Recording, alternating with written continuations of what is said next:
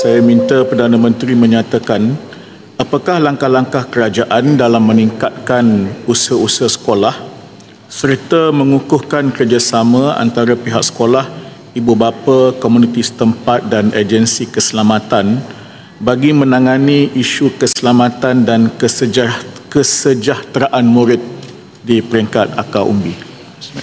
Silakan Perdana Menteri.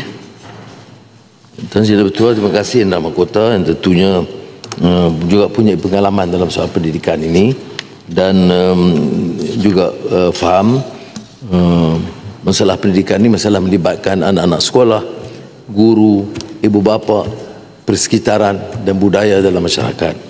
Dan setakat ini seperti yang dimulakan sejak dulu bahawa langkah-langkah yang diambil oleh kementerian memperbaiki apa yang dianggap kelemahan yang ada dan mengambil kira peranan ibu bapa, pandangan akademia, pandangan guru-guru. Kerajaan setuju menubuhkan Majlis Pendidikan Negara supaya diselaraskan semua pandangan itu dan diperkemaskan beberapa langkah yang perlu.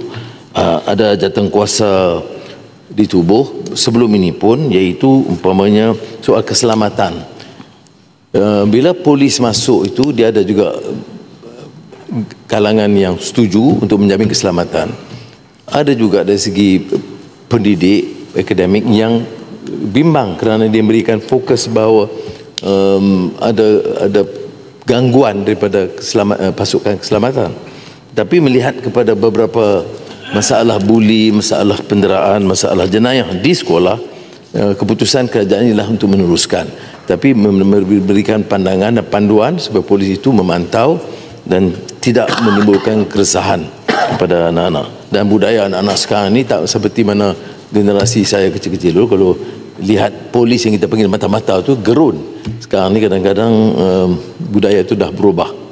Tetapi kempen anti-bully harus ditingkatkan. Dan saya setuju Yang Mahkota bahawa ini bukan soal perkara ringan dan dia melibatkan ibu bapa. Ibu bapa tidak boleh elak daripada mengikut tanggungjawab ini. Guru-guru tentunya, ya, dan kementerian dari segi keseluruhannya.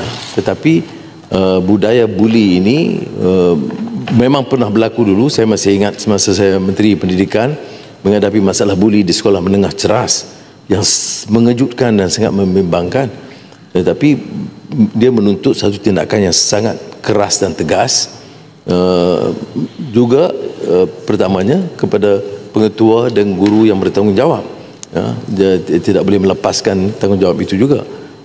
Kemudian langkah-langkah lain diambil. Jadi tahun demi tahun kita dengar kisah-kisah dan sekarang ini dengan media sosial perkara ini nampak lebih ketara. Tapi sekarang ini dilibatkan ya secara langsung PIBG, selain daripada pegawai Kementerian Pendidikan dan guru-guru. Kemudian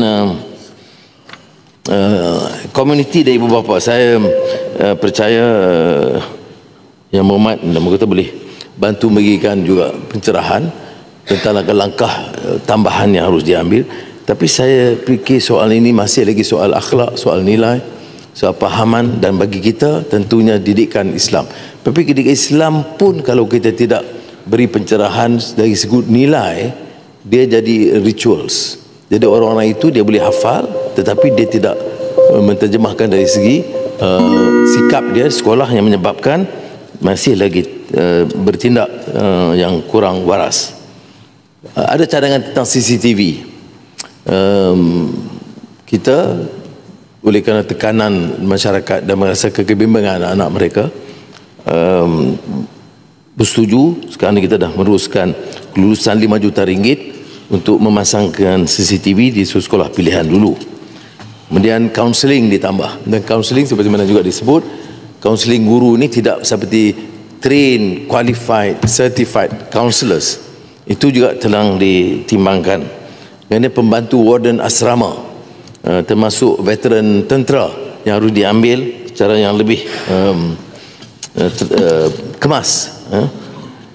Kemudian yang lain tu smart support system, semua yang dah sebahagiannya ditekankan oleh jawab oleh Menteri Pendidikan sebelum ini. Tapi saya percaya dalam hal ini mesti ada kesepakatan. Saya harap rakan-rakan yang berhormat, kerana kita juga masuk golongan ibu bapa, kita juga pernah sama jadi pendidik, dan oleh yang demikian kita harus cari kaedah yang lebih baik untuk menjernihkan suasana ini yang juga merunsingkan